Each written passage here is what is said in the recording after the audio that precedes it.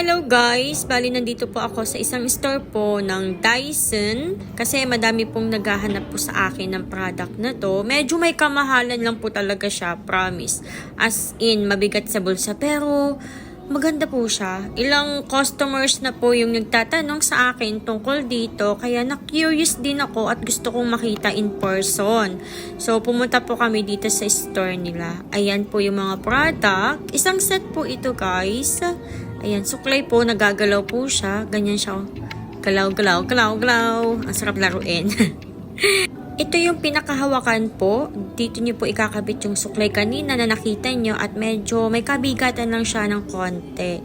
Tapos ito po yung kanyang case. Ayan. Ito po yung isang set. Ganyan po yan siya. And yung kanyang available color po ay 4. Depende sa kung ano yung gusto nyong kulay. Ayan.